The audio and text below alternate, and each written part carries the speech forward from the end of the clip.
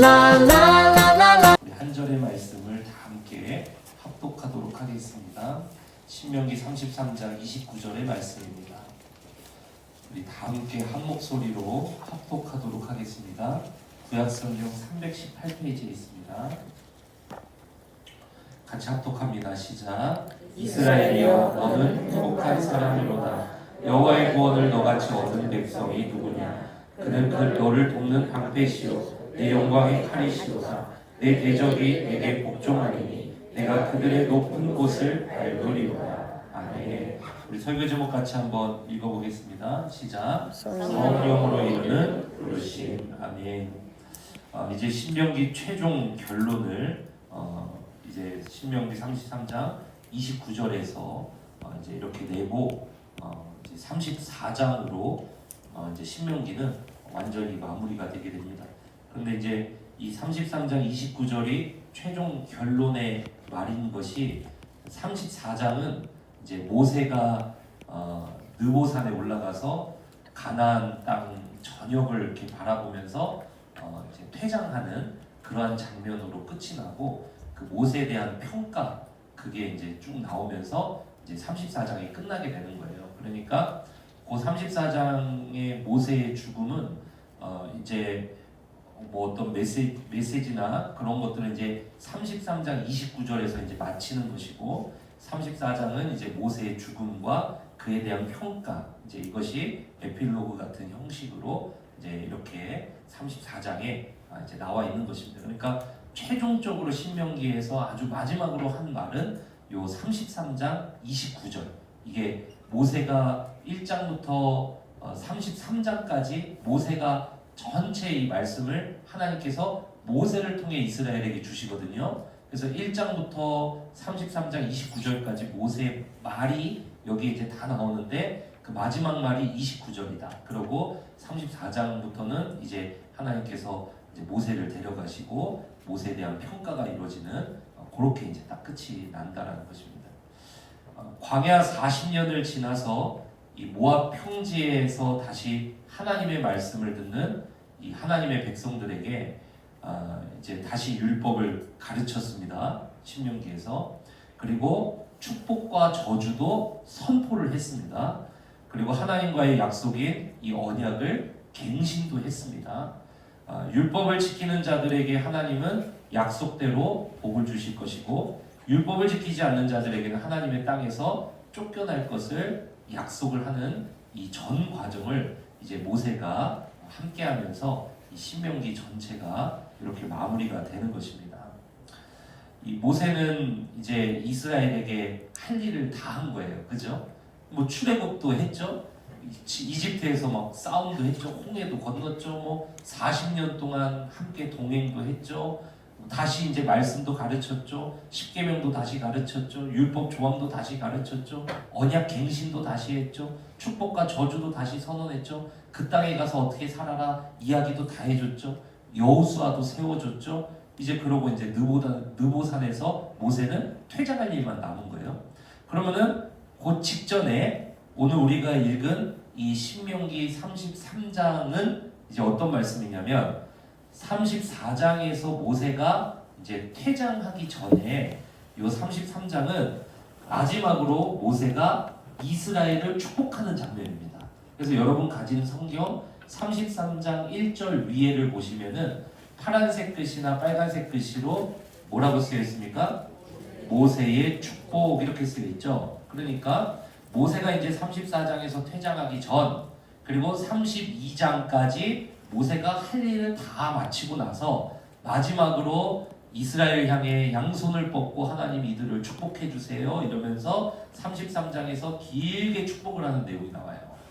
그래서 이 축복에는 이 33장 나중에 집에 가셔서 6절부터 25절까지를 읽어보시면 6절부터 25절까지 루벤 지파부터 해서 유다 지파 막 이렇게 쭉 모든 지파들의 이름을 다 부르면서 그 지파들을 하나하나 다 축복을 합니다. 그러고 나서 이제 25절에서 그 축복을 다 마쳐요. 그런 다음에 오늘 우리가 읽은 33장 29절이잖아요. 그죠? 그 위에 26절부터 29절까지 무슨 내용이냐면 마지막으로 이스라엘 전체를 향해서 하나님의 놀라운 축복을 선언하는 장면으로 이렇게 끝이 나는 겁니다. 그래서 오늘 설교가 바로 이 내용이에요. 33장 26절부터 29절까지 모세의 이 마지막 축복, 이 선언, 이것을 이제 마지막으로 설교를 하고 이제 모세는 34장에서 이제 퇴장을 하는 이런 장면으로 이어지는 거죠. 뭐 저는 퇴장하지 않고 이제 계속 교회에서 사역할 겁니다. 그렇게 되는데 모세는 이제 마지막으로 하나님의 백성들을 축복할 때 과연 어떤 내용을 축복을 할지 오늘 그것이 이 설교 주제인데요. 우리 블레싱턴의 모든 성도님들이 이 축복의 내용이 우리 삶 가운데 그대로 이루어져야 돼요. 왜 그러냐면 우리가 복을 받아야 뭐를 이룰 수 있다 그랬죠? 부르심을 이룰 수 있는 거예요. 사명을 이룰 수 있는 거예요. 그러니까 신년 특세 마지막 말씀으로 요 신명기 33장 마지막 이 축복의 모습을 이제 설교하면서 이 말씀을 특별히 오늘 말씀을 이제 받으시는 분들은 어떻게 받으셔야 되냐면 하나님 2026년에 하나님 나라의 백성에게 주시고자 하는 이 축복의 내용을 내가 성취하길 원합니다. 요 마음을 가지고 이 말씀을 받으셔야 돼요. 그리고 올 한 해 이 신명기 33장 26절에서 29절까지 나오는 요 말씀들의 보기, 그리고 여러분이 말씀 카드를 다 직접 뽑으셨잖아요. 그게 다 동일하게 해당되는 말씀들이고 그 말씀 카드를 여러분이 가정에 잘 보이는 곳에 붙여놓고 항상 그 말씀을 붙잡고 기도를 하셔야 돼요. 하나님 정말 이 말씀이 내 삶 가운데 그대로 이루어지기를 원합니다. 그래야 우리가 사명을 이룰 수가 있어요. 그래야 우리가 부르심을 이룰 수 있습니다. 네, 그렇게 좀 사모하면서 이 마지막 설교를 여러분이 들으시면 좋을 것 같아요. 그래서 오늘 말씀도 마찬가지로 마지막으로 이 복에 대한 하나님이 주시고자 하는 이 축복에 대한 말씀을 전하는데 이 말씀을 들을 때 그냥 듣는 것이 아니라 하나님 정말 이 복을 내가 사모합니다. 정말 이 복을 내가 맛보아야길 원합니다. 하나님 정말 이 복을 내가 2026년에 성취하는 자 되기를 원합니다. 그러므로 말미암아 하나님 제가 제 자신의 욕심 채우고자 이 복 사모하는 거 아니고요. 저를 통해서 정말 열방이 복을 얻길 원합니다. 그 사명 이루는 복을 얻길 원합니다. 이 소망 가지고 여러분 이 말씀을 마지막으로 받고 신년 특세를 마무리하시기를 주님의 이름으로 축복합니다.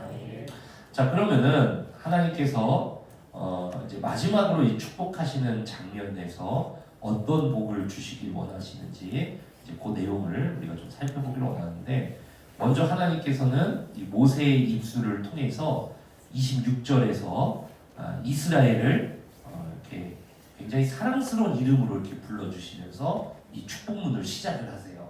26절을 다시 한번 읽어보세요. 26절 시작. 여수르니여 하나님 같은 이가 없도다. 그가 너를 도우시려고 하늘을 타고 궁창에서 위엄을 나타내시는도다. 이러면서 모세는 이 축복 기도를 마지막으로 할 때 이제 여수르니여 이렇게 이스라엘 부릅니다. 이거는 뭐냐면 고결한 자요, 고귀한 자요, 하나님과 함께하는 고귀한 자요. 이런 이스라엘의 별명이에요. 이게 여수르니여 이렇게. 그래서 고결한 자요, 하나님과 함께하는 아주 고귀한 자요. 이렇게 쫙 이렇게 이스라엘 향해서 이렇게 딱 부르면서 시작을 하는 거예요. 그러니까 이게 모세가 축복하는 것이지만 사실은 성령의 감동으로 쓰여진 것이 성경이니까 하나님이 이스라엘을 이런 이름으로 불러주신다는 거예요. 그럼 오늘날에는 누구를 향해서 하나님께서 이 이름을 이렇게 불러주실까요? 나 자신에게 하나님은 우리 성도 한 사람 한 사람 하나님 축복하기를 원하시기 때문에 오늘 이 자리에 모인 또 오늘 이 시간 비대면으로 드리는 우리 모든 브레센터교회 성도님들에게 하나님은 축복을 하시기에 앞서서 너는 복을 받을 만한 나의 고귀한 자다. 이렇게 딱 불러주시는 거예요. 여러분 그러니까 예수 그리스도 십자가로 우리가 구원받고 하나님의 백성 됐잖아요. 그죠? 네. 그렇기 때문에 우리는 다 무슨 인생이냐면 예수님짜리 인생이잖아요. 그러니까 하나님 보시기에 우리는요 귀하지 않은 인생이 하나도 없는 거예요. 그래서 하나님은 우리를 축복하기를 원하세요. 예, 그러니까 하나님은요 맨날 우리에게 십자가 져야지 막 이런 말씀만 하시는 게 아니라 우리를 축복하시는 분이시라는 사실 여러분 절대 잊지 마시길 축복합니다. 그래서 우리에게 너는 예수님 짤이야. 이게 여수룬이요. 이거 똑같은 말인 거예요. 고귀한 자요. 나는 너를 축복하기 원하는 하나님이다. 여수룬이요. 이렇게 말씀하신다.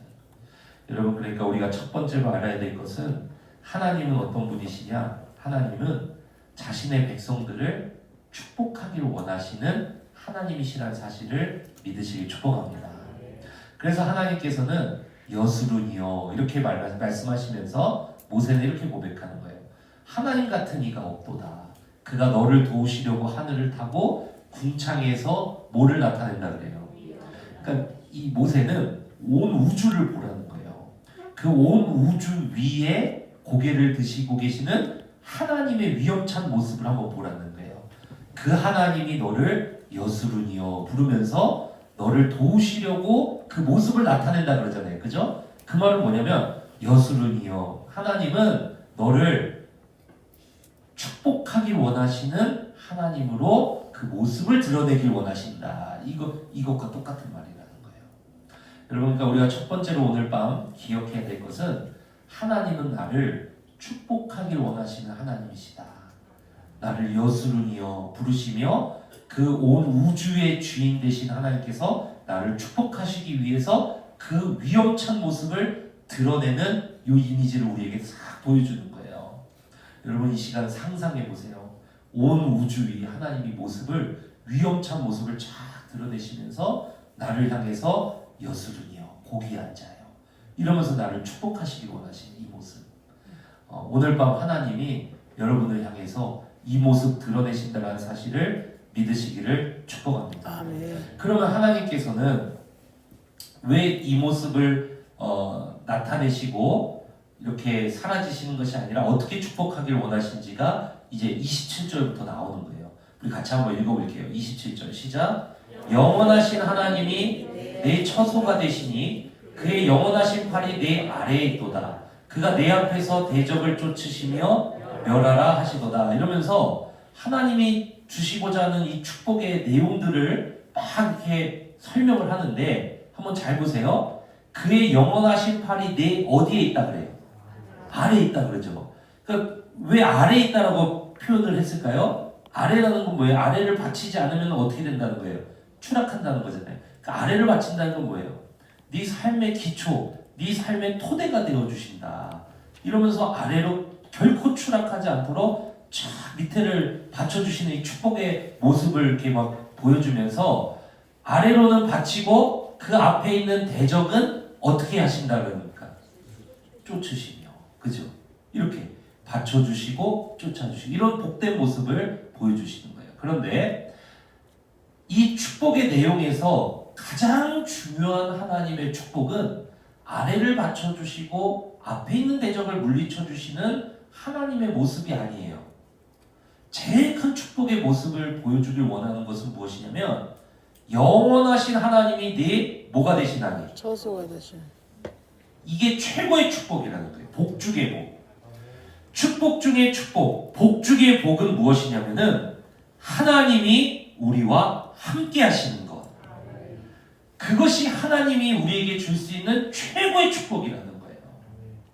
그래서 마지막으로 이렇게 축복을 할 때 무슨 축복을 하냐면 위엄찬 하나님의 모습을 드러내서 보여주죠. 26절에서 위엄찬 하나님의 모습을 딱 드러내 보여주는데 그 하나님이 왜 그 위엄찬 하나님의 모습을 보여주시냐면 너를 돕기 위해서. 이 말은 뭐예요? 너를 축복하기 위해서. 그러면서 그 하나님이 그 하늘 위에 궁창 위에 떠서 그 모습만 보여주시는 게 아니라 그들을 축복하시기 위해서 위에서 아래로 축복을 부어주시는 게 아니라 위에 계신 하나님이 아예 어디로 와버리셔요? 이스라엘 진영 가운데로 와버리지. 그게 하나님의 축복이라는 거예요. 그래서 그들과 함께 하심으로 말미암아 나타나는 현상, 그게 뭐냐면은 하나님 밑에서 받쳐주시고 앞에서 쫓아주시고 이거는. 그러니까 복이란 건 뭐냐면, 성경의 복이라는 건 뭐냐면 하나님이 우리와 함께 하시는 거죠. 이게 복 중의 복, 최고의 복이 하나님이 우리와 함께 하시는 분, 함께 하시는 것이라는 사실을 믿으시길 축복합니다. 그러면은 왜 축복 기도에서 모세는 복 받아라 하지 않고 하나님이 어떤 분이신지, 그분이 누구를 사랑하시는지, 그리고 누구의 토대가 되고 누구를 위하시는 분이신지, 왜 복 받아라 이렇게 축복을 하지 않고 하나님이 너와 함께 하길 원하신다 이렇게 말씀하셨을까요? 방금 말씀드린 것처럼 최고의 복은 뭐기 때문에 그렇다고요? 하나님이 우리와 함께 하시는 것이기 때문에 그렇다는 거예요. 사랑하는 성도 여러분, 이거는 신약에서도 똑같이 이야기해요. 복 중의 복은, 최고의 복은 뭐냐? 하나님이 우리와 함께 하시는 거라는 거예요. 그거 어떻게 알 수 있냐면 마태복음 7장 11절에 보면 예수님이 기도를 가르치실 때 악한 자도 자식에게 좋은 것 준다. 그런데 하나님, 하늘 아버지가 내게 좋은 것 주시지 않겠느냐 이렇게 말씀하시죠. 그런데 이게 병행 본문인 누가복음 11장 13절에 보면 악한 자라도 자식에게 좋은 것 준다. 그런데 하늘 아버지가 너희에게 성령을 주시지 않겠느냐 이렇게 이야기하신단 말이에요. 그러니까 좋은 것은 뭐라는 거예요? 최고의 기도 응답은 뭐라는 거예요? 성령이 너희와 함께 하시는 거예요. 사랑하는 성도 여러분, 하나님이 우리와 함께 하시기 시작하면 그때부터 모든 것이 달라집니다. 그러니까 만 가지 문제가 있어도 하나님이 우리와 함께 하신다는 이 한 가지 복으로 우리가 받게 되면 만 가지 문제가 다 정복되는 거예요. 왜 그렇습니까? 하나님이 온 세상의 창조주이시며 모든 것의 주권자이시기 때문에 그런 줄로 믿습니다. 그래서 모세는요, 마지막으로 축복할 때는 뭐 별의별 좋은 말들 많잖아요, 그죠? 뭐 만약에 제가 모세라면 저 같으면은 아마 그렇게 축복했을 것 같아요. 각 집안마다 100억씩 있을지어다 이렇게 축복을 하고, 또 뭐 부부간에 뭐 화목할지어다 이렇게 하고, 자식을 낳는데 자식은 다 서울대 갈지어다. 그런데 과외 하나도 안 받고 서울대 갈지어다. 공부 하나도 안 해도 서울대 갈지어다. 뭐 이렇게 하고, 서울대 졸업하면 바로 취직하는데 최고의 뭐 직장 들어갈지어다. 뭐 삼성이나 뭐 하이닉스나 이런 데 중에 골라갈지어다. 한국이 싫으면 외국 갈지어다. 뭐 그런 거. 그러고 나서 결혼할 때는 아파트 한 채씩 다 있을지어다. 그렇게 막 축복할 것 같아요. 근데 그 아파트도 그냥 아파트가 아니라 대장 아파트 있을지어다. 뭐 화장실은 몇 개 있을지어다. 그리고 남자의 아이들한테는 아내를 만날 때도 예쁜 아내 만날지어다. 성격 좋은 아내 만날지어다. 남편한테 뭐라 하지 않는 아내 만날지어다. 그러고 내 취미생활을 인정해주는 아내 만날지어다. 뭐든 해도 좋다 이러는 아내 만날지어다. 자유시간 주는 아내 만날지어다. 뭐 애도 혼자 키우는 아내 만날지어다. 그죠? 그리고 이제 아내를 뭐 축복할 때는 뭐 아무튼 잘 살지어다. 나도 저 같으면 그렇게 축복해요. 모세라는데. 그런데 모세는요, 이런 너저분한 축복을 안 해요. 어떻게 하냐면 한 방에 끝내버립니다. 하나님이 너희 함께 있을지어다. 이러고 그냥 끝을 내요. 사랑하는 성도 여러분, 그래서 구약도 신약도 최고의 복은 하나님이 우리와 함께 하시는 것. 그 축복의 선언으로 이 모든 신명기 말씀을 이제 정리하면서 모세는 이제 내가 할 거 다 했다 이러고 느보산에 들어가서 이제 퇴장한다는 것입니다. 여러분, 그래서요, 신명기의 결론이 그래서 무엇이냐면, 우리 삶에는 여전히 문제도 많고 뭐 해야 될 것도 많고 갖가지 뭐 일들이 많잖아요, 그죠? 그런데 이 신명기는 2026년을 살아가는 우리에게 다른 거 없다. 하나님이 우리와 함께 하시면 다 끝난다. 이렇게 얘기하면서 끝내는 거예요. 그러면 하나님 우리와 함께 하신다는 게 뭐예요? 삼위 하나님은 성령 안에서 우리와 함께 하시는 줄로 믿습니다. 아멘. 그럼 결국 뭐냐면 신명기의 결론은 뭐냐면 성경책 한 권 들어라, 기도방송 한 장 들어라, 그리고 성령을 따라라. 그러면 네가 삶 속에서 하나님 나라의 모든 복을 취할 것이다. 그럼 그 복을 가지고 나아가서 부르신 목적대로 그 복을 그 사명을 이루면서 살아라. 이러면서 신명기가 끝이 나는 거예요, 사실은. 그래서 2026년 신약 성경을 받은 우리 오늘을 살아가는 2026년의 하나님의 백성들은 그래서 이 신명기의 결론을 결국에는 성령을 따라서 이 복을 취해라. 그 복을 가지고 사명을 이루라. 이게 결론이라는 거예요. 그럼 성령을 따르는 게 도대체 뭐냐는 거예요. 성령의 감동으로 쓰여진 책이 무엇입니까? 성경이죠. 그리고 성경을 통해서 교회에 예언의 은사를 주고 가르침의 은사를 주고 이런 일들을 하시잖아요. 예배 가운데. 그죠? 그러니까 성령을 따른다는 것은 성령께서 감동으로 쓴 하나님의 계시를 따른다는 거예요. 그죠? 그러니까 성령을 따른다는 것은 성경 말씀에 나타난 하나님의 뜻을 따른다는 거예요. 네, 그 성령을 따른다는 거예요. 그런데 이 말씀이 내게 어떤 상황에서 무엇을 말하는지 내가 뭐 이거를 어떻게 알 거예요? 그 성령을 따른다는 건 뭐냐면 기도를 한다는 거예요. 그러므로 말미암아 하나님의 말씀이 내 삶에 충만해지고 내가 기도를 통해서 이 성령의 음성에 민감한 사람이 되고 영적인 사람이 되고 그리고 기도를 통해서 순종할 수 있는 그런 성령의 사람이 되고 기도를 통해서 지혜가 임하고 기도를 통해서 판단할 수 있는 사람이 되고 그 모든 것의 기준을 성경 말씀을 가지고 할 수 있는 사람이 되는 게 그게 성령을 따르는 거라는 거예요. 왜 그러냐면 성경은 성령의 감동으로 쓰여졌죠. 성령께서는 교회의 예언의 은사, 가르침의 은사 이런 거 다 뭐를 위해서 주었냐면 하나님의 말씀을 가르치는 말씀의 뜻을 계시하시기 위해서 주신 은사들이라는 거예요. 그럼 기도는 뭐냐? 기도는 기도할 때 성령께서 성령을 주신다 그러셨으니까 기도할 때 우리는 성령의 아주 민감한 음성을 들을 수 있는 그런 사람들이 될 수가 있는 거예요.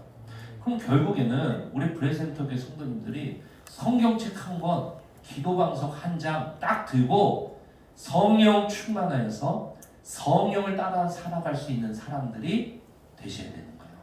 그러면 자동적으로 성령은 나를 어디로 인도하시냐? 축복으로 인도하신다. 아멘. 그러면 내 삶 가운데서 이루어지는 맺혀지는 것이 무엇이냐면 그게 바로 축복이라는 거예요. 신명기 말씀을 따르면 그래요. 그러면 내가 그 축복을 가지고 이제 뭐 할 거예요? 성령 따르는 사람이 그 축복 가지고 이제 내 욕심을 이루면서 살아가야지 이러겠습니까? 아니죠. 성령 따르는 사람이니까 당연히 그 축복 가지고 세상에 나가서 무슨 일을 하겠습니까? 영향력 있게 주님의 일을 하는 것이죠. 그게 신명기의 결론이라는 거예요. 사랑하는 성도 여러분, 그러니까 말씀을 다 맺으면서요. 2026년 우리 블레센터교회 성도님들은 정말 어떤 사람이 되길 원하십니까? 저는 여러분이 정말 많은 축복을 받는 사람들이 되시면 좋을 것 같아요. 네, 정말 그러길 저는 축복합니다. 근데 그러기 위해서 우리가 그 축복은 우리가 집중할 바가 아니에요. 왜냐? 축복은 자동으로 주어지는 거니까. 우리 이미 축복의 땅에 들어와 있습니다. 네, 축복은 하나님이 자동으로 주시는 거예요. 그럼 우리 할 일은 뭐냐면은 성경책 한 권, 기도방석 한 장 딱 들고 성령 따르는 삶을 사는 거예요. 그럼 올 한 해 그것만 집중하십시오. 그것만 집중하세요. 그러면은 나머지는 다 누가 하시냐? 그 나머지는 다 주님이 하신다. 그건 주님의 책임이에요. 그러니까 여러분 그렇게 살아갈 수 있는 우리 성도님들 되시기를 주님으로 축원합니다. 그 뒤에 말씀도 우리 한번 마지막으로 읽어볼게요. 우리 8절 읽어보세요. 시작. 이스라엘이 안전히 거하며 야곱의 샘은 곡식과 새 포도주의 땅에 홀로 있나니 곧 그의 하늘이 이슬을 내리는 곳에만. 자, 그러면 여러분 다시 한번 27절을 한번 보세요.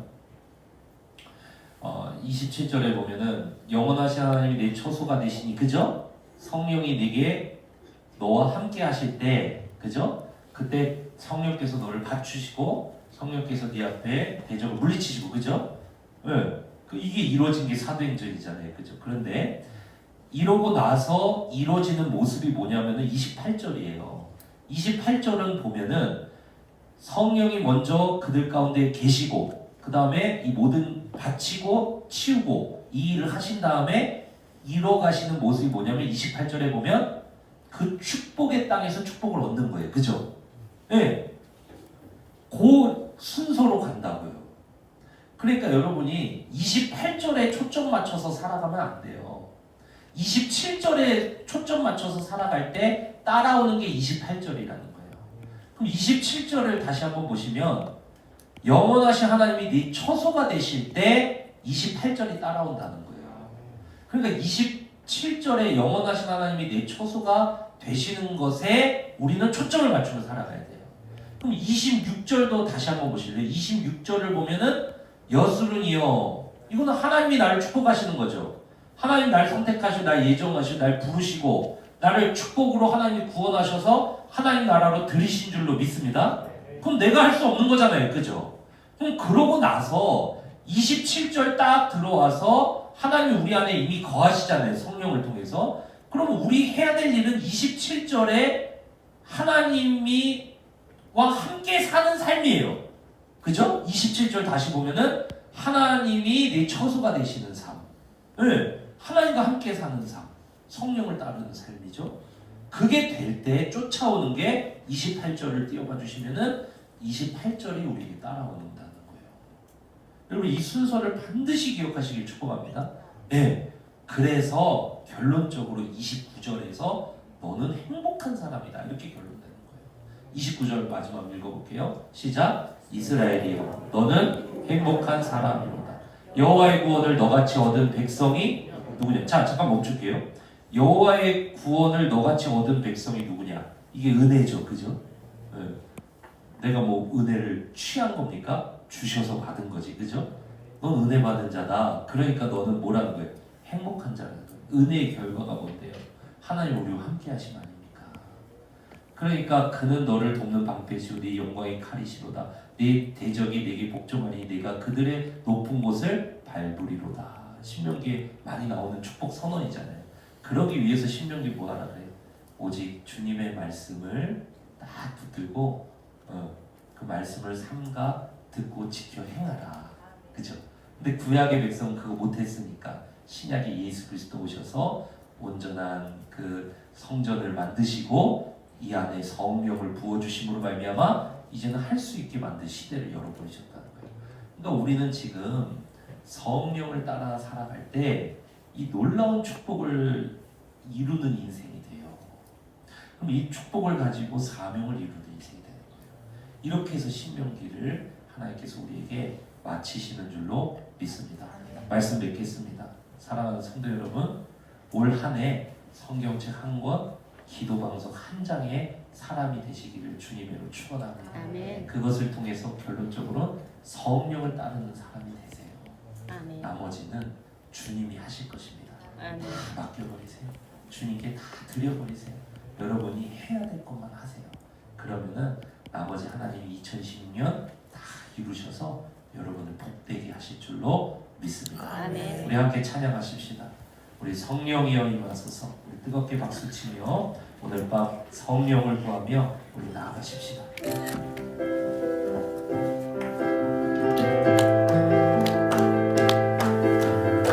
우리 뜨겁게 박수치며 고백합니다. 성령이여 임하소서. 메마른 나의 심령 위에 성령이여 임하소서. 메마른 나의 심령 위에 주님의 은혜에 담비 되려. 우리가 흔히 생각하는 최고의 복이 어쩌면 진짜 복이 아니라면 어떨까요? 오늘은 수천 년 전 한 고대 문헌이 제시하는 어쩌면 우리 모두가 잘못 알고 있었을지도 모를 행복의 정의를 같이 한번 들여다보려고 합니다. 자, 잠시 한번 생각해 보시죠. 여러분이 받을 수 있는 인생 최고의 축복은 과연 무엇일까요? 아마 많은 분들이 돈, 명예, 성공 같은 것들을 떠올리셨을 텐데요. 그런데 만약 그게 전부가 아니라면요? 최근 한 설교에서 왕성태 목사님이 우리가 흔히 바라는 것들을 유머러스하게 나열했죠. 100억 원, 자녀의 명문대 입학 같은 것들이요. 하지만 그는 곧이어 한 고대 문서에서 발견한 완전히 다른 차원의 대답을 제시합니다. 바로 하나님의 함께 하심, 그분의 존재 자체가 최고의 복이라는 겁니다. 아니, 하나님의 함께하심이라니. 이게 왜 그렇게 강력한 대답인지 이해하려면 우리는 그 근원, 바로 신명기에 기록된 모세의 마지막 말로 거슬러 올라가 봐야 합니다. 이게 그냥 가볍게 던진 말이 아니었어요. 한평생을 자기 백성을 위해 바쳤던 한 위대한 지도자가 이제 곧 역사의 무대에서 퇴장하기 직전에 남긴 모든 것을 압축한 마지막 메시지였던 거죠. 이 축복이 주어진 시점은 정말 극적이었습니다. 40년간의 광야 생활을 마치고 이제 모세 없이 새로운 땅으로 나아가야 할 다음 세대에게 남기는 마지막 유언이었던 셈이죠. 그 무게가 느껴지시나요? 그렇다면 그 궁극적인 축복은 대체 무엇이었을까요? 놀랍게도 모세는 우리가 기대하는 어떤 선물의 목록이 아니라 아주 특별한 이름 하나를 부르는 것으로 축복을 시작합니다. 놀랍게도 그는 백성을 여수룬이라는 이름으로 불러요. 굉장히 생소한 이름이죠. 이게 과연 무슨 뜻일까요? 알고 보니 이건 아주 다정하고 사랑이 듬뿍 담긴 애칭이었던 겁니다. 너는 내가 정말 아끼는 의롭고 고귀한 내 백성이다 라고 말해주는 거죠. 그러니까 이 위대한 축복은 바로 이 관계에서부터 시작된다는 걸 알 수 있습니다. 그리고 이어서 정말 강력한 이미지가 등장합니다. 영원하신 하나님이 우리의 집, 즉 처소가 되어주시고 그분의 영원한 팔이 우리를 아래에서 든든하게 받쳐주고 또 우리 앞에서 길을 막는 대적들을 쫓아내 주신다는 거예요. 완벽한 안전과 보호를 의미하죠. 하지만 설교는 여기서 아주 중요한 핵심을 짚어냅니다. 우리를 받쳐주고 길을 열어주는 이 놀라운 도움들이 사실은 진짜 축복이 아니라는 겁니다. 이건 진짜 축복에서 파생된 결과일 뿐이라는 거죠. 바로 이 지점이 핵심입니다. 우리는 보통 하나님이 무엇을 해주시나에만 집중하잖아요. 그런데 이 설교는 관점을 완전히 바꿔버립니다. 하나님이 우리와 함께 계시는가, 바로 그분의 존재 자체로 초점을 옮기는 거죠. 그러니까 가장 위대한 선물, 궁극적인 축복은 무엇을 받는가가 아니라 누구와 함께하는가라는 겁니다. 하나님이 우리의 집이 되어주시는 것, 그분의 임재 자체가 바로 다른 모든 좋은 것들이 흘러나오는 진짜 원천이라는 정말 놀라운 통찰이죠.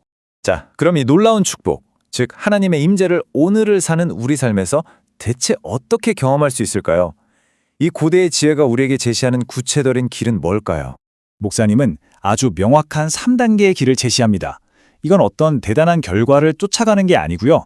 신적인 임재에 대한 우리의 인식을 매일매일 키워나가는 과정에 집중하라는 이야기입니다. 그러니까 축복의 열매를 따려고 애쓰지 말고 그 뿌리에 집중하라는 주장입니다. 결과를 추구하지 말고 그 근원을 잘 가꾸라는 것이죠. 관계에 집중하면 결과는 자연스럽게 따라온다는 겁니다. 이렇게 관점을 바꾸고 나면요, 행복에 대한 우리의 정의도 완전히 달라질 수밖에 없습니다. 모세의 선언은 바로 그 지점으로 우리를 이끌고 가죠. 여기서 정말 중요한 건 시제예요. 모세는 네가 무언가를 얻으면 행복해질 것이다 라고 말하지 않습니다. 그는 너는 이미 행복한 사람이다 라고 딱 선언해버리거든요. 왜일까요? 그들이 이미 궁극적인 선물, 즉 하나님의 구원과 임재를 받았기 때문입니다. 이건 정말 엄청난 생명의 전환입니다. 행복을 당신이 무엇을 가졌느냐, 당신의 상황이 어떠냐에 따른 감정으로 보는 게 아니라 당신이 누구에게 속해 있느냐에 따른 정체성으로 정의하는 것이죠. 그래서 결국 이 모든 이야기는 오늘을 사는 우리 각자에게 이 질문을 던집니다. 만약 인생 최고의 축복이 소유가 아니라 관계에 있다면 지금 당신이 쫓고 있는 그 행복의 방향은 과연 옳은 것일까요? 오늘 이 질문을 한번 깊이 곱씹어보는 하루가 되시길 바랍니다. 안녕하세요. 만약에 40년 동안 한 민족을 이끈 리더가 마지막으로 딱 한마디만 남길 수 있다면 과연 무슨 말을 할까요? 정말 어려운 질문이네요. 그렇죠. 그 수많은 지혜랑 경험 중에 딱 하나만 꼽으라면 말이죠. 오늘 저희는 한 설교를 통해서 그 마지막 한 문장에 담긴 비밀을 좀 풀어보려고 합니다. 네. 2026년 1월 23일 고척동 블레싱 센터 교회 신년 특별 기도회에서 있었던 설교 자료를 보내주셨어요. 네, 맞습니다. 이 설교가 구약성경 신명기 33장 29절을 중심으로 펼쳐지는데요. 사실 신명기라는 책 자체가 모세가 40년 광야 생활을 다 마치고 이제 가나안 땅 입성을 코앞에 둔 이스라엘 백성한테 남긴 뭐랄까 고별 연설 같은 거거든요. 아, 거의 유언 같은 거네요. 그렇죠. 유언이죠. 그중에서도 33장은 모세가 남긴 마지막 축복의 말이고요. 34장은 이제 그의 죽음을 다루는 약간 에필로그에 해당합니다. 그렇다면 오늘 저희가 살펴볼 내용이 말 그대로 모세의 40년 리더십의 최종 결론, 네. 그리고 자기 백성에게 정말 남기고 싶었던 딱 하나의 핵심 메시지다. 이렇게 볼 수 있겠네요. 바로 그겁니다. 이 설교가 그 메시지를 2066년을 살아가는 우리에게 어떻게 연결하고 있는지 그 구조와 핵심을 한번 깊이 파헤쳐 보겠습니다. 좋습니다. 설교는 먼저 신명기 33장의 구조를 설명하면서 시작하는데요. 6절부터 한 25절까지는 루벤, 유다, 레위처럼 이스라엘의 12지파를 하나하나 개별적으로 축복하는 내용이에요. 아, 맞춤형 축복이네요. 각자 상황에 맞게. 네, 그렇죠. 각 부서별로 칭찬해주는 그런 느낌이죠. 약간 회사의 연말 시상식 같은 느낌인데요. 각 부서 성과 하나씩 칭찬해주고. 아, 맞아요. 딱 그 비유가 맞네요. 그런데 오늘 저희가 볼 핵심 본문이 포함된 26절부터 29절은 분위기가 완전 달라진다고요. 바로 그렇습니다. 개별 시상을 다 끝내고 갑자기 자, 이제 우리 모두에게 해당하는 가장 중요한 이야기를 합시다. 이렇게 선언하는 것 같아요. 아, 모든 지파, 이스라엘 전체를 향한 최종 축복이면서 또 이 모든 축복의 대전제를 선언하는 클라이맥스 부분인 거죠. 여기서부터가 정말 흥미로워지는데 이 엄청난 축복의 문을 여는 단어가 하나 있더라고요. 여수룬. 좀 낯선 단어예요. 네, 그렇죠. 26절이 여수룬이여 하나님 같은 이가 없도다 이렇게 시작하잖아요. 이 여수룬이 대체 뭔가요? 설교에 따르면요, 이 여수룬은 고결한 자, 의로운 자, 이런 뜻을 가진 하나님이 이스라엘을 부르는 애칭, 일종의 별명입니다. 아, 별명이요? 네, 그냥 이스라엘아 하고 부를 수도 있는데 굳이 나의 고귀하고 의로운 자야 라고 불러주시는 거죠. 근데 이게 그냥 다정한 표현을 넘어서요, 축복의 가장 중요한 첫 단계를 보여주는 장치거든요. 첫 단계라 함은 어떤 의미죠? 그냥 듣기 좋으라고 하는 말이 아니라는 건가요? 그렇죠. 설교자는 이걸 정체성의 확립이라고 해석을 해요. 하나님이 복을 주시기 전에 먼저 너는 복을 받을 만한 고귀한 존재야 라고 선언부터 해주시는 거예요. 아, 설교에서는 이걸 현대적으로 풀어서 너는 예수님 짤의 인생이다 라고까지 표현을 하더라고요. 와, 굉장히 강한 표현이네요. 네. 그러니까 내가 나를 어떻게 생각하느냐와는 상관없이 신이 너를 어떻게 보고 있는지를 먼저 알려주는 거죠. 모든 축복은 이 정체성에 대한 인식, 즉, 아, 나는 이런 대접을 받아도 되는 소중한 존재구나. 이 자기인식에서 출발한다는 겁니다. 아, 그러니까 어떤 능력이나 자격을 갖춰서 복을 받는 게 아니라 네, 존재 자체가 이미 여수룬이기 때문에 복을 받을 자격이 있다. 이런 선언이군요. 맞습니다. 이거는 약간 심리학에서 말하는 자기 효능감이나 자존감의 중요성, 이거하고도 좀 맞닿아 있는 것 같은데요. 정확한 지적이세요. 스스로를 어떻게 인식하는지가 축복을 담을 그릇의 크기를 결정한다. 이런 말이죠. 이 설교는 그 시작점을 여수룬이라는 한 단어에서 찾아낸 겁니다. 좋습니다. 그럼 이렇게 고귀한 자라는 정체성을 확인시켜준 다음에 하나님이 주려는 최고의 축복, 복 중에 복이 나오는데요. 27절이요. 네, 27절. 영원하신 하나님이 내 처소가 되시니 그의 영원하신 팔이 내 아래에 있도다. 솔직히 하나님이 내 집이 된다. 이 표현이 약간 막연하게 들리기도 하거든요. 그렇죠. 좀 추상적이죠. 이게 그냥 심리적인 안정감을 말하는 걸까요? 아니면 우리 삶에 더 구체적인 영향을 미친다는 뜻일까요? 아주 중요한 질문입니다. 표면적으로 보면 영원한 팔로 받쳐준다거나 대적을 쫓아내준다. 이런 식의 든든한 보호를 약속하는 것처럼 보이죠. 네, 딱 그렇게만 보이는데. 하지만 설교의 핵심은 그게 아니라고 말합니다. 진짜 복은 보호라는 결과가 아니라는 거예요. 영원하신 하나님이 내 처소가 되시는 것, 즉 하나님이 우리 삶의 기반, 환경, 시스템 그 자체가 되어주신다는 상태, 그 상태에 있다는 겁니다. 아, 결과가 아니라 상태. 네, 이게 이 설교의 핵심 아이디어군요. 결과랑 결과를 만들어내는 시스템을 구분하라는 말처럼 들리는데요. 맞습니다. 바로 그거예요. 우리는 보통 곡식과 포도주 같은 눈에 보이는 결과물에 집착하잖아요. 그렇죠. 지는 그 상태에 먼저 투자하라고 말하는 거죠. 음, 이거는 뭐 비즈니스나 자기계발에서도 똑같이 적용되는 원리 아닐까요? 훌륭한 시스템을 잘 구축하면 좋은 결과는 자연스럽게 따라오는 것처럼요. 이 지점에서 설교자가 아주 재치 있는 비유를 들죠. 아, 네. 만약 자기가 모세였다면 각 집안마다 100억씩 있을지어다. 자녀는 과외 안 받고 서울대 갈지어다. 결혼할 땐 강남에 아파트 한 채씩 있을지어다. 이렇게 아주 구체적이고 현실적인, 네, 우리가 원하는 것들. 네, 우리가 원하는 결과물들을 축복했을 거라고요. 하하, 맞아요. 아주 솔직한 고백이죠. 우리 대부분이 바라는 복이 사실 그런 것들이니까요. 그런데 모세는 그 모든 걸 하나님이 너와 함께 계실 것이다 라는 단 한마디, 즉 시스템에 대한 축복으로 그냥 통합해버리는 거예요. 이게 바로 관점의 차이죠. 근데요, 어떤 분들에게는 이게 너무 이상적으로 들릴 수도 있을 것 같아요. 그럴 수 있죠. 당장 다음 달 월세가 걱정인 사람한테 결과가 아니라 시스템에 집중하세요. 하나님이 함께 하시니 괜찮습니다. 라고 말하는 게 이게 과연 현실적인 해답이 될 수 있을까요? 정말 날카롭고 좋은 질문입니다. 설교에서는 이 현실과 이상의 간극을 어떻게 메우고 있나요? 설교는 이 문제를 순서의 문제로 풀어가요. 순서요. 네, 결과물이 중요하지 않다는 게 아니에요. 오히려 그 소중한 결과물을 확실하게 얻기 위한 가장 효과적인 전략이 바로 순서를 지키는 것이라고 말합니다. 엔진, 즉 시스템을 먼저 고쳐야 차가 굴러가지 결과잖아요, 그게. 아, 엔진은 내버려두고 차 외관만 닦는다고 앞으로 나아가는 게 아니라는 거죠? 아, 그러네요. 무작정 믿으라는 게 아니라 일의 순서와 우선순위에 대한 아주 전략적인 가르침이다. 이런 거군요. 그렇습니다.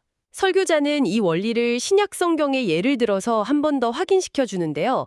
예수님이 기도를 가르치실 때 마태복음에서는 하나님이 좋은 것을 주신다고 약속하세요. 네. 그런데 같은 내용을 다루는 누가복음에서는 그 좋은 것의 정체가 바로 성령이라고 명확하게 밝히고 있다는 거죠. 아, 결국 우리가 구해야 할 최고의 좋은 것, 최고의 결과물은 다름 아닌 성령, 즉 하나님의 함께하심이라는 시스템 그 자체라는 결론에 이르는 거네요. 맞습니다. 만 가지 문제가 있어도 하나님이 함께하신다는 이 한 가지 복을 받으면 만 가지 문제가 해결된다는 설교의 주장이 바로 이 논리에서 나오는 거고요. 네. 함께하심이라는 이 최상위의 복이 다른 모든 하위의 문제들을 압도하고 해결해 나간다는 관점인 겁니다. 알겠습니다. 그럼 이 하나님과 함께함이라는 시스템, 이 약간 추상적인 개념을 2026년을 사는 우리가 어떻게 구체적으로 실천할 수 있을까요? 설교에서 제시하는 액션 플랜은 뭐였나요? 아주 구체적이고 단순한 두 가지를 제시합니다.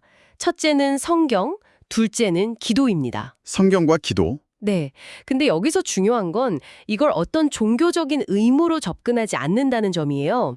성경은 그 시스템이 어떻게 작동하는지에 대한 일종의 사용 설명서와 같다고 보는 거죠. 아, 사용 설명서. 네, 하나님의 뜻, 즉 시스템의 작동 원리를 이해하는 도구인 셈입니다. 그럼 기도는요? 기도는 그 시스템에 접속하는 행위라고 볼 수 있죠. 설명서만 읽는다고 다가 아니잖아요. 그렇죠. 직접 해봐야죠. 네, 직접 시스템에 접속해서 소통하고 내 상황에 맞게 그 원리를 적용할 지혜와 힘을 얻는 통로가 바로 기도라는 겁니다. 그래서 성경책 한 권, 기도방석 한 장 들고 성령을 따라 살아라 이런 캐치프레이즈가 나오는 거고요. 아주 직관적이죠. 이제야 전체 그림이 딱 맞춰지는 느낌이네요. 저는 계속 28절에 나오는 곡식과 새 포도주의 땅, 그러니까 결과물에만 눈이 갔거든요. 대부분 그렇죠. 그런데 사실 진짜 게임은 27절, 하나님이 내 처소가 되시는 그 과정과 시스템에서 벌어지고 있었다는 거군요. 맞습니다. 와, 이건 정말 관점의 대전환인데요. 그래서 이 설교가 강조하는 축복의 순서가 중요해지는 겁니다. 26절, 하나님이 우리를 여수론이라 불러주시는 것. 이건 우리가 통제할 수 없는 은혜의 영역이죠. 너는 소중하다는 선언. 그리고 27절, 하나님이 우리의 처소가 되도록 그 시스템 안에 머물기 위해 노력하는 것, 즉 말씀과 기도로 그 관계에 집중하는 것, 이게 바로 우리가 해야 할 선택과 집중의 영역이고요. 마지막으로 28절이죠. 이스라엘이 안전히 거하며 이 풍요로운 결과물들은 우리가 27절에 집중할 때 따라오는 자동적인 결과라는 겁니다. 아, 우리가 28절을 직접 좇는 게 아니라 27절에 집중하면 28절은 저절로 따라온다는 구조예요. 듣고 보니 우리는 대부분 이 순서를 거꾸로 살고 있는 것 같아요. 그렇죠. 28절의 결과물을 얻으려고 발버둥 치다가 정작 그 모든 것을 가능하게 할 27절의 시스템을 돌보는 데는 소홀하잖아요. 맞아요. 건강이라는 결과 28절을 원하면서 꾸준한 운동과 식습관 같은 27절을 무시하는 것처럼요. 와, 정말 적절한 비유입니다. 제가 예전에 책을 쓸 때요. 베스트셀러가 되는 상상, 그 28절만 하다가 정작 매일을 꾸준히 한 페이지씩 쓰는 그 고독한 과정, 27절을 놓쳐서 몇 달을 허비한 적이 있거든요. 아, 그러셨군요. 결국 그 기본으로 돌아가고 나서야 일이 풀리기 시작했죠. 이 순서화대한 원리는 비단 신앙뿐만 아니라 우리 삶의 모든 영역을 관통하는 것 같아요. 결국 이 모든 과정의 최종 결론이 29절, 이스라엘이여 너는 행복한 사람이로다 라는 선언이군요. 네. 근데 이 행복의 근거가 내가 뭔가를 성취했기 때문이 아니라 여호와의 구원을 너같이 얻은 백성이 누구냐라는 그 신분, 즉 26절에서 시작된 여술은이라는 정체성에서 비롯된다는 점이 참 인상 깊습니다. 네, 행복의 결과물이 아니라 이 올바른 순서 안에 살고 있는 상태, 그 자체라는 거죠. 이 설교에 따르면 신명기 전체를 관통하는 모세의 마지막 유언은 바로 이겁니다. 결과를 좇지 말고 결과를 만들어내는 근원과의 관계, 그 시스템에 집중하라. 그러면 나머지는 따라온다. 이것이 2020년에 우리에게 주는 메시지라고 요약할 수 있겠습니다. 네, 오늘 한 종교 지도자의 신년 메시지를 통해서 축복의 정의를 다시 한번 생각해보고 또 삶의 우선순위에 대한 강력한 통찰을 얻었습니다. 최고의 복이란 어떤 결과물이 아니라 함께하는 존재, 즉 내 삶의 기반이 되는 시스템 그 자체이며 본질, 즉 27절에 집중할 때 비로소 풍성한 결과, 28절이 따라온다는 이 구조, 곱씹어 볼수록 깊이가 느껴집니다. 이 시스템 우선의 원칙은 사실 우리에게 꽤 익숙한 개념일 수도 있어요. 다만 삶의 많은 영역에서 우리가 이걸 잊고 살 뿐이죠. 그렇죠. 오늘 이 내용을 들으신 청취자분들도 각자의 삶에 이 원리를 적용해 볼 수 있을 것 같은데요. 마지막으로 저희에게 생각해 볼 만한 질문을 던져주신다면요. 좋습니다. 아마 많은 분들이 새해에 여러 가지 계획과 목표를 세우셨을 겁니다. 네, 저도 많이 세웠죠. 승진, 재정적 안정, 건강, 자녀의 성공 같은 것들이요. 이 설교의 구조를 빌리자면 그것들은 모두 여러분의 28절, 즉 간절히 바라는 결과물에 해당할 겁니다. 네, 제 목표들도 다 거기에 해당하네요. 그렇다면 오늘 우리가 던져야 할 진짜 질문은 이것입니다. 그 화려한 28절의 목표들을 가능하게 할 당신의 27절은 무엇입니까? 당신의 삶에서 가장 근본이 되는 토대, 당신의 모든 결과를 만들어내는 핵심 시스템은 무엇인가요? 그것이 흔들리지 않는 마음가짐이든 매일 아침 지키는 작은 습관이든 혹은 꾸준한 자기 성찰의 시간이든 당신이 올 한 해 가장 먼저 그리고 가장 꾸준히 투자해야 할 바로 그 27절이 무엇인지 어쩌면 새해 계획을 다시 점검해봐야 할 시점일지도 모르겠습니다. 화려한 목표, 그 28절 목록에만 매몰돼서 정작 그것들을 떠받쳐야 할 단단한 토대, 27절을 소홀히 하고 있지는 않은지.